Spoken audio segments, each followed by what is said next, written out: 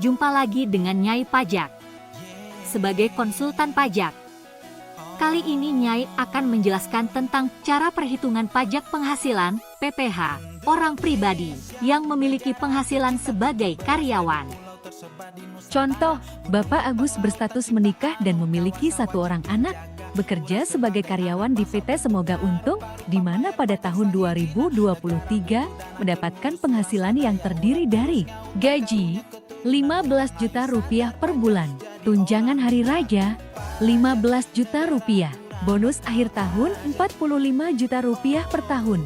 Selain itu, Bapak Agus juga memiliki keahlian dalam bernyanyi, di mana sering menjadi pengisi acara pada kegiatan-kegiatan resepsi pernikahan ataupun acara-acara hiburan lainnya.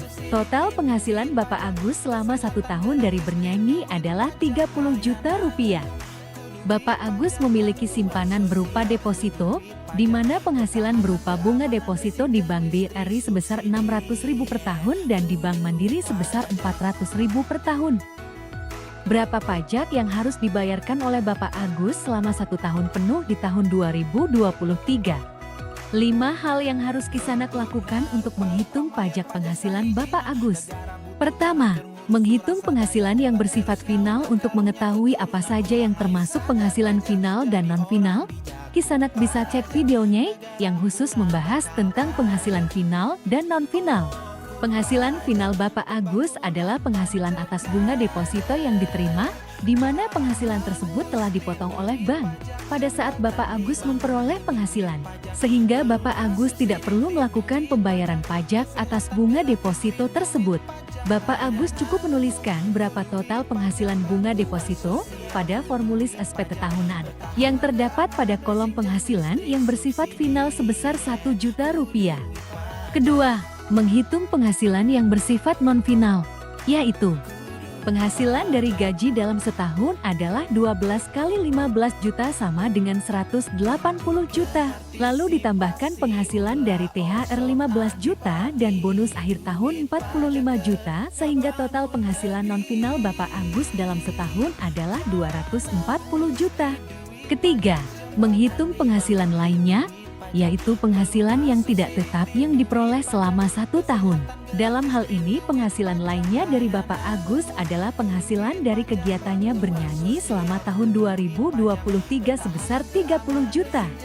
Keempat, menghitung pajak penghasilan non-final, yaitu dengan menambahkan penghasilan dari gaji, THR, dan bonus akhir tahun sebesar 240 juta, lalu ditambah dengan penghasilan lainnya sebesar 30 juta, sehingga total penghasilan bruto Bapak Agus tahun 2023 sebesar 270 juta.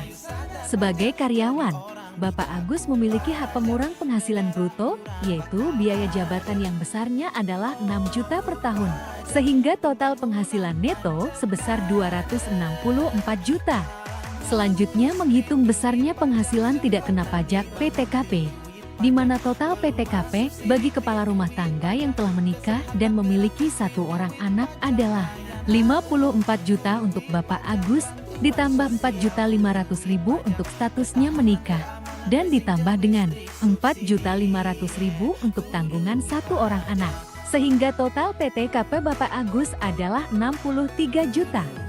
Selanjutnya menentukan berapa penghasilan Bapak Agus yang akan dikenakan pajak, dikenal dengan istilah penghasilan kena pajak PKP. PKT Bapak Agus adalah total penghasilan neto 264 juta, dikurangi PTKP sebesar 63 juta, sama dengan 201 juta.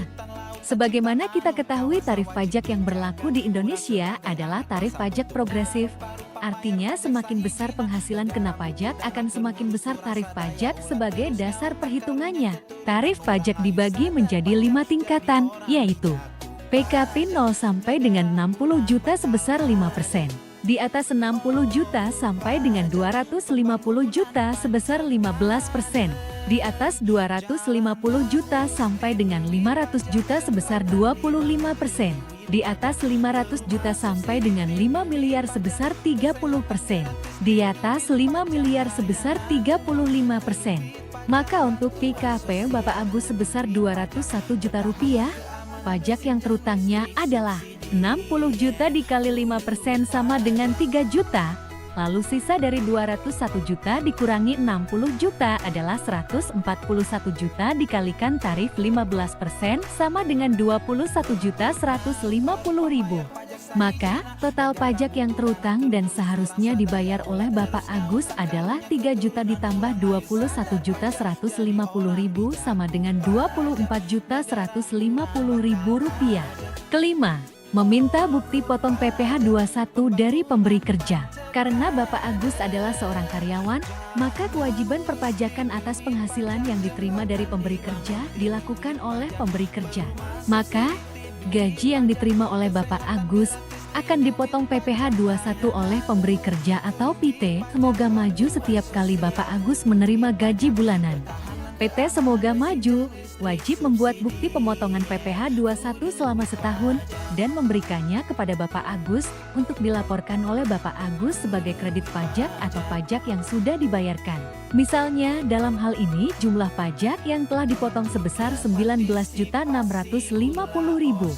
Tahap terakhir, pajak yang harus dibayar sendiri oleh Bapak Agus adalah sebesar 24.150.000 dikurangi pajak yang telah dipotong oleh PT Semoga Maju yang tercantum dalam bukti potong sebesar 19.650.000. Sehingga, Bapak Agus wajib melakukan pembayaran pajak yang harus dibayar sendiri sebesar Rp4.500.000.